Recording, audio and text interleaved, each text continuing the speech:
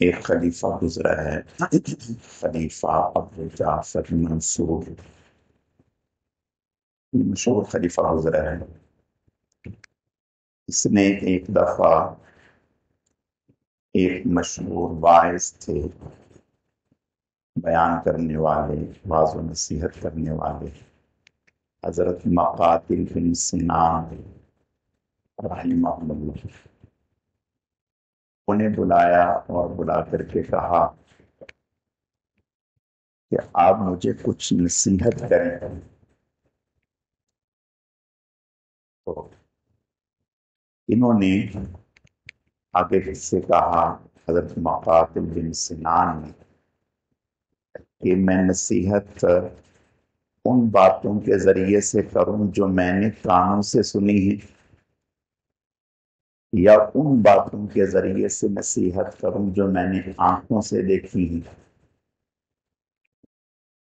تو خلیفہ ابو جعفر منصور نے کہا کہ آپ ان باتوں کے ذریعے سے نصیحت کریں جو آپ نے آنکھوں سے دیکھی ہیں۔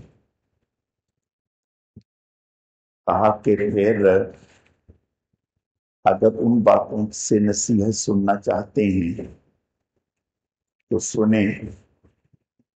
خلیفہ گزرے ہیں عمر ابن عبدالعزیز رحمۃ اللہ علیہ، جنہوں نے اپنی کل وراثت 18 دینار چھوڑے۔ 18 دینار سونے کا ہوتا ہے، اور ان کی اولاد 11 بیٹے تھے۔ تو کہا کہ 9 دینار کفن پر اور قبر کی جگہ خریدنے پر اور دیگر چیزوں پر خرچ ہو گئے، باقی صرف 9 دینار بچے جو ان کے 11 بیٹوں کے حصے میں آئے۔ یعنی یہ خلیفہ عمر ابن عبدالعزیز اتنا بڑا بادشاہ ہونے کے باوجود یہ کل وراثت چھوڑ کر کے گیا، اور کہنے لگا کہ خلیفہ حشام ابن عبد، اس نے جو وراثت چھوڑی اس کی 4 بیویاں تھیں، اور ایک بیوی کو بیوی کے حصے میں شوہر کی وراثت میں سے 8واں حصہ آتا ہے اگر اولاد ہو جائے۔ تو 4 بیویاں تھیں تو چاروں کے حصے میں 8واں حصہ آیا، اور ایک ایک کو 80 ہزار دینار ملے گا۔ یہ ایک حصہ ہے، اور کل جو نقدی دینار خالی چھوڑے وہ 25 لاکھ دینار خالی چھوڑے تھے، علاوہ جائیداد کے، محلات کے اور زمینوں کے۔ تو کہنے لگا کہ میں نے یہ دیکھا کہ عمر ابن عبدالعزیز رحمۃ اللہ علیہ کے بیٹوں میں سے ایک بیٹا روزانہ مجاہدین کو 100 گھوڑا جہاد کے لیے ساز و سامان کے ساتھ دیا کرتا تھا۔ یہ حلال کی برکت ہے، ابا کی نیکی کی برکت ہے کہ جب بیٹوں کو چھوڑ کے گیا تو اس طرح سے کہ 1 دینار بھی پورا ایک کے حصے میں نہیں آیا، کم آیا۔ یہی بیٹے بعد میں اللہ نے اتنا دیا کہ ایک ایک بیٹا 100 گھوڑا ساز و سامان کے ساتھ روزانہ مجاہدین کو دیتا ہوا نظر آیا۔ اور حشام ابن عبد الملک کا بیٹا مسجد کے دروازے پر بھیک مانگتا ہوا نظر آیا۔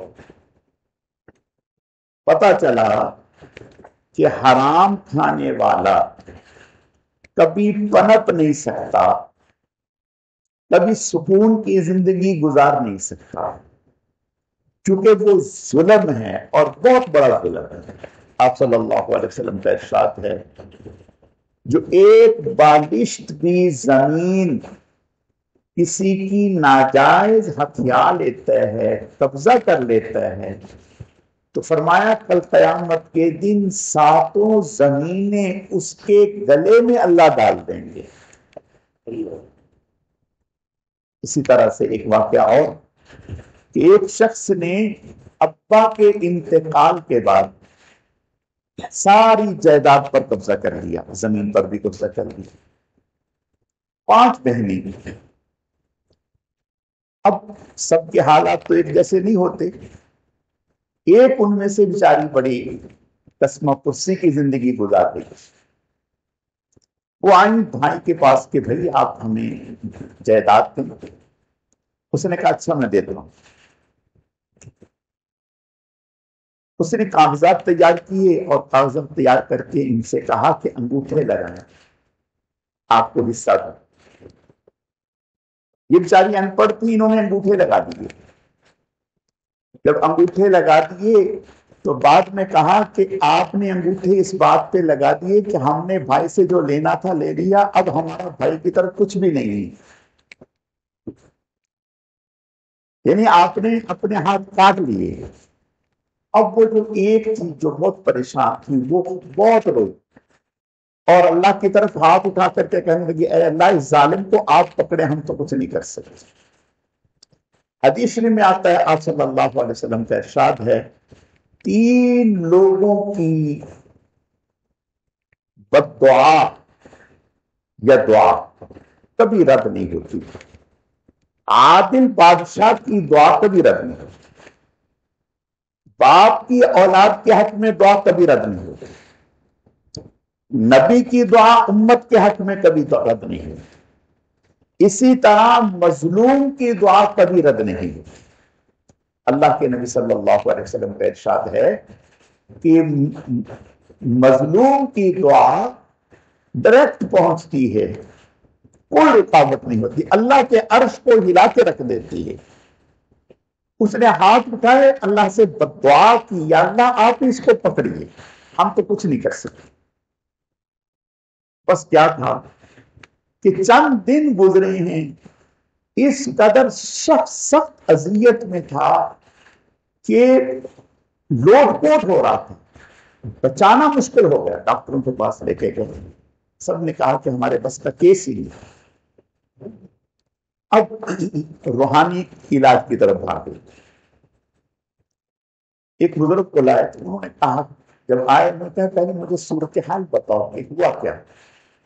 اب انہیں ان کو صحیح صورتحال بتائی۔ انہوں نے کہا کہ اگر آپ چاہتے ہیں کہ آپ بچ جائیں تو ایک ہی شکل ہے، ان کا حق دے دو، ان کا حق دے دو۔ اگر حق دے دیا تو ممکن ہے اللہ تعالیٰ تمہاری گرفت کو آسان کر دے، نہیں تو تم بچ نہیں سکو گے۔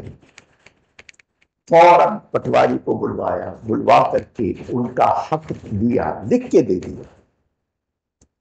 اب اس بہن سے کہا، اس نے پھر دعا کی اللہ کے سامنے، یا اللہ آپ پکڑنے والے بھی ہیں، چھوڑنے والے بھی ہیں، آپ مہربانی کریں، اب اس کو معاف کر دیں۔ اس نے دعا پوری کی، ادھر اللہ نے اس کو شفا دے دی، اللہ نے اس کو شفا دے دی۔ تو وراثت اپنے بہن بھائی ہو، کوئی اور ہو، بیٹی ہو، کسی کا حق دبانا بہت بڑا گناہ ہے، ظلم ہے، اللہ ہماری حفاظت فرمائے۔ وراثت میں اس علم کو، علم میراث کو علم الفرائض بھی کہتے ہیں، فریضہ کہتے ہیں، طے شدہ چیز کو، مقرر شدہ چیز کو، کیونکہ وراثت میں حصے مقرر ہوتے ہیں، اس لیے اس کو فریضہ کہتے ہیں، اور فرائض جمع ہے علم الفرائض۔ 3-4 چیزیں ایسی ہیں جو انسان کو وراثت سے محروم کر دیتی ہیں۔ 4 چیزیں ایسی ہیں جو انسان کو وراثت سے محروم کر دیتی ہیں، وہ انسان وارث نہیں ہو سکتا۔ 2 میں عرض کرتا ہوں، 2 انشاءاللہ پھر کریں۔ ایک ہے کسی شخص نے اپنے یعنی جس کا وارث ہو رہا ہے اس کو قتل کر دیا. قاتل مقتول کا وارث نہیں بن سکتا. مثال کے طور پہ اللہ ہماری حفاظت فرمائے، ایسے واقعات بہت ہو رہے ہیں کہ بیٹے نے باپ کو قتل کر دیا وراثت کے چکر میں.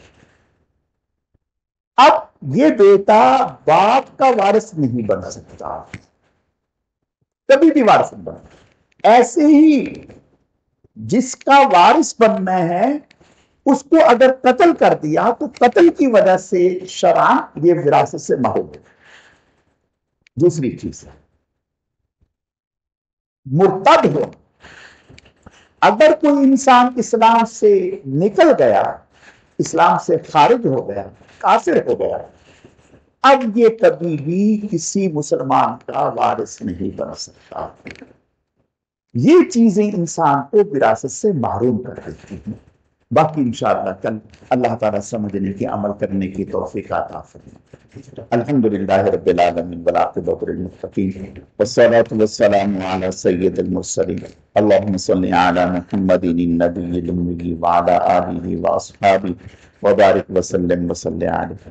اے اللہ ہماری اس نماز کو، زندگی بھر کی پہلی تمام نمازوں کو، دیگر تمام اعمال صالحہ کو اپنی بارگاہ میں اعلیٰ درجے میں قبول فرما. اے اللہ قبول فرما، اے اللہ قبول فرما، کمی کوتاہیوں کو معاف فرما. اے اللہ اس ماہ مبارک کی قدردانی کی توفیق عطا فرما. اے اللہ اس ماہ مبارک کا صحیح معنوں میں حق ادا کرنے کی توفیق عطا فرما. اے اللہ رمضان المبارک کے پورے روزے رکھنے کی اور پوری تراویح پڑھنے کی ہم سب کو توفیق عطا فرما. اے اللہ روزے کا اور تراویح کا حق ادا کرنے کی توفیق عطا فرما. اے اللہ اس ماہ مبارک میں اور پھر پوری زندگی میں ہر قسم کے چھوٹے بڑے گناہوں سے ہماری حفاظت فرما. اے اللہ ہم سب کو نیکی اور تقوی والی زندگی اختیار کرنے کی توفیق عطا فرما. اپنی زندگی میں ہمارے ذمے جن جن کے جو حقوق واجب الادا ہیں، سب اہل حق کے حقوق ادا کرنے کی ہمیں توفیق عطا فرما. آخرت کی بات پرس سے اے اللہ ہماری حفاظت فرما. اے اللہ جتنے بھی لوگ بیمار ہیں سب کو صحت و تندرستی عطا فرما. حاجی عشرت خان صاحب کے صاحبزادہ کو اٹیک ہو گیا، اے اللہ معین بھائی کو اے اللہ انہیں صحت و تندرستی عطا فرما. شفاء کاملہ عاجلہ دائمہ مستمرہ نصیب فرما.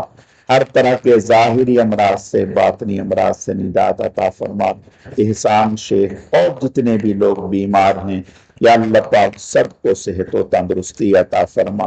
اے اللہ ہم سب کو ہر طرح کی ناگہانیوں سے، پریشانیوں سے، حوادثات سے، جھگڑوں سے، فسادات سے، آپس کے اختلافات سے اے اللہ ہم سب کی حفاظت فرما. ہم سب کی تمام دعاؤں کو قبول فرما. سبحان ربک رب العزت عما یصفون وسلام علی المرسلین والحمد للہ رب العالمین برحمتک یا ارحم الراحمین.